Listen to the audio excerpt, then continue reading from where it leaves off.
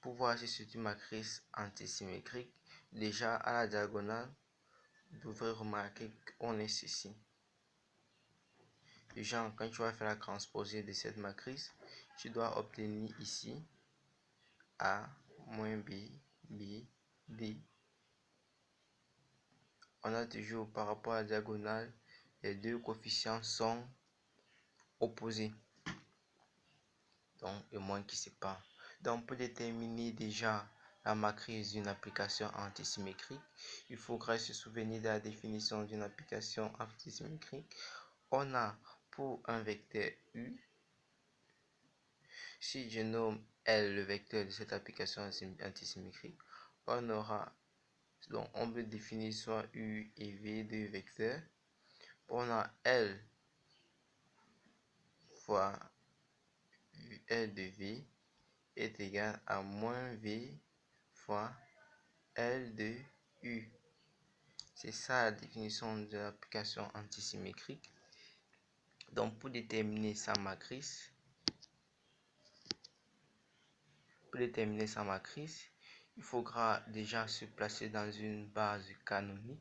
On peut choisir une base comme la plus courante IJK, donc en dimension croix. On va travailler en dimension croix. C'est le même processus en dimension 2 ou toute autre dimension que on peut te demander. Donc en dimension croix, on peut avoir notre matrice comme ceci. On a notre matrice. On a ici alpha 1, 1, alpha 1, 2, alpha 1 croix, alpha D1, alpha D2, alpha D croix, alpha croix 1, alpha croix 2, alpha croix. Bien sûr, on va travailler dans la base canonique de coordonnées avec les axes dans notre base canonique avec les vecteurs IJK. Pour les vecteurs IJK, on sait que les coordonnées respectives 1, 0, 0, 0, 1, 0 et 0, 0, 1. Donc, on sait quoi? D'après la définition de cette application antisymétrique, si je prends un vecteur ici, pour le cas du vecteur I, on aura I vectoriel. Si je prends un autre vecteur J, on aura ici L de J est égal ici à moins J L de I. Ça, c'est la définition comme on a montré plus haut.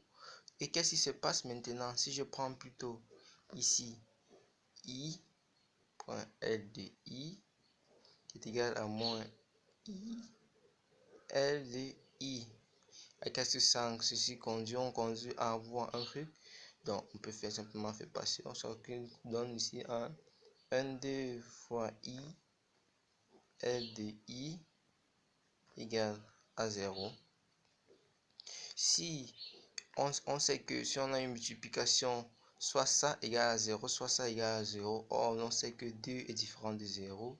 Donc, ceci nous conduit forcément que I L de I égale à 0. De même, on peut faire la même chose avec J L de J qui est égal également à 0. De même,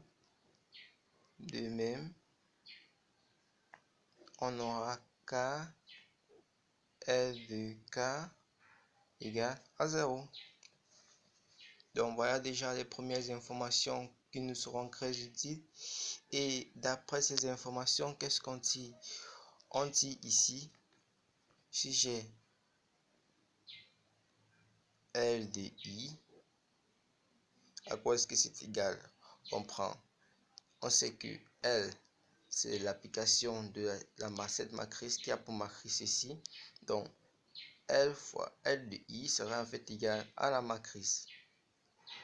Donc, on aura ici, on prend notre matrice qu'on va multiplier par celle correspondant aux coordonnées de I. Donc, on aura ici là 1, alpha 1, 1, alpha 2, 1, alpha 3, 1, alpha 1, 2, alpha 1, 3, alpha 2, 2, alpha 2, 3, alpha 3, 2, alpha 3, 3, alpha 1, 0, 0. Qu'est-ce que ça nous donne? On prend ça, multiplié par ça. On prend directement, on obtient alpha 1, 1.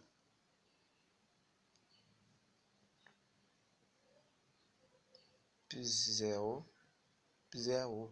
La deuxième ligne nous permet d'avoir alpha 2, 1. Et la troisième, on obtient alpha 3, 1. De même avec L de J, on obtient ici directement alpha 1, 2, alpha 2, 2, alpha 3, 2. De même, on obtient ici L de K égale ici à alpha 1 croix, alpha 2 croix, alpha croix, croix. Après calcul fait bien sûr. Et ensuite, nous avons déjà la valeur de L de J, la valeur de L de K, la valeur de L de I. Et qu'est-ce qu'il nous reste ensuite à faire? Puisque nous voulons la matrice de cette application antisymétrique, nous avons déjà un premier élément. On sait que I, L de I nous donne 0. Et on a la valeur de L de I. Donc on va tout simplement venir remplacer L de I par sa valeur dans I, L de I. Donc en remplaçant, on obtient ici, on obtient ici I, L de I qui est égal ici à I, on place le coordonnée de I qui est à 1, 0, 0, L de I, alpha 1, 1, alpha 2, 1, alpha 3, 1 égale à 0. À quoi est-ce que ça nous donne? On obtient directement alpha 1, 1 égale à 0. Alpha 1, 1 égale à 0. De même, on aura ici là J, L de J égale à 0, 1, 0, alpha 2, alpha 1, 2, alpha 2, 2, alpha 3, 2, qui nous donne 0. Ceci entraîne que alpha 1, 2, alpha 2, 2 égale à 0. De même,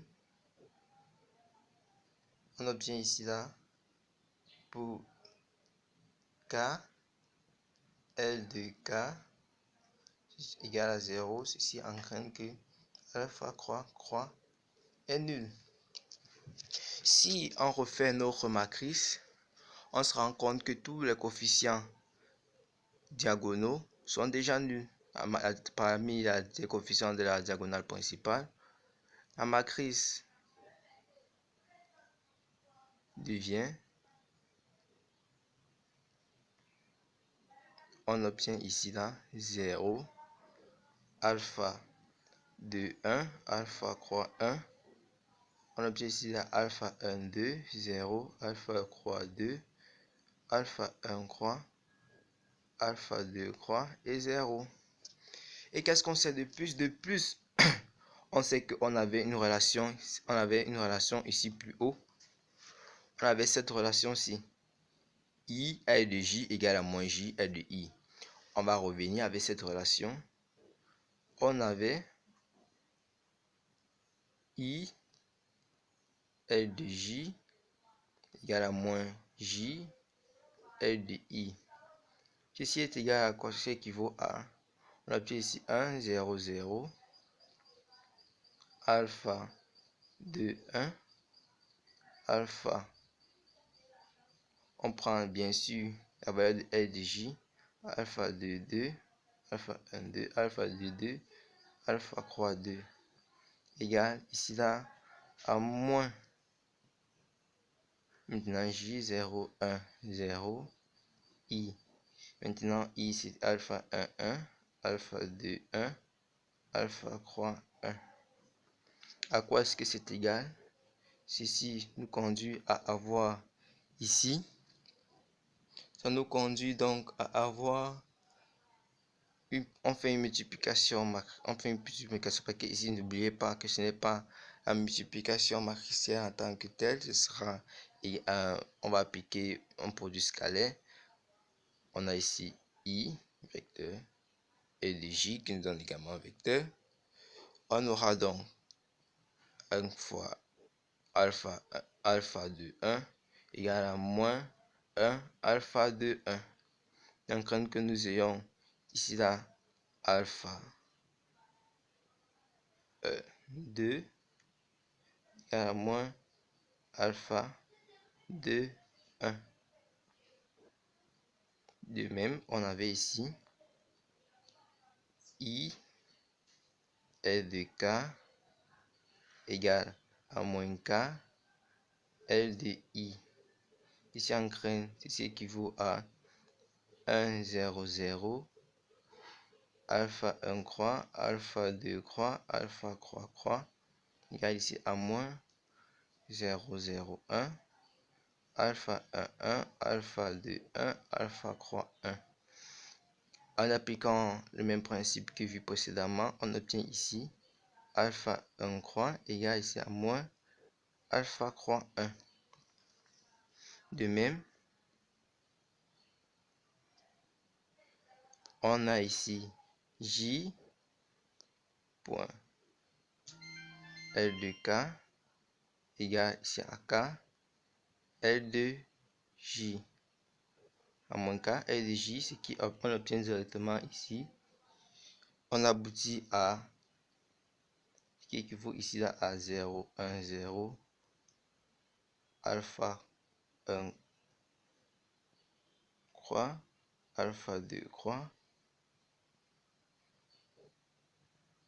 alpha croix croix, égale à moins 0, 1, alpha 2, alpha 1, 2, alpha 2, 2, alpha 2, alpha croix 2. Ce qui nous aboutit, on aboutit à avoir directement ici alpha 2 croix égale à moins alpha croix 2. La matrice devient donc, obtenons M égale ici à 0, 0, 0. On obtient donc ceci. Pour voir mieux, on peut dire posons alpha de 1 égale à certain, on peut dire bêta, alpha croix 2 égale à un certain gamma et alpha croix 2 croix égale à un certain alpha. La matrice M devient donc 0, bêta, 0, 0, moins alpha. On a 2, 1 égale à bêta. Donc moins 1, 2. On aura ici moins bêta. Croix 2, gamma.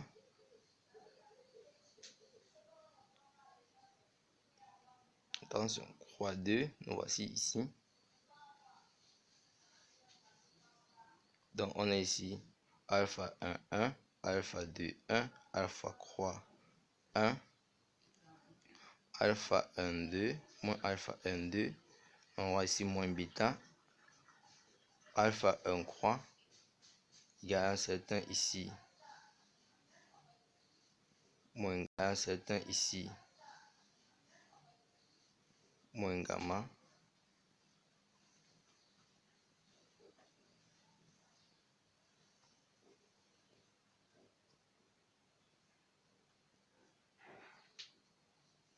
Donc, on peut poser ici alpha de 1 égale à bêta, alpha croix 1 égale à gamma, alpha 2 croix égale à alpha.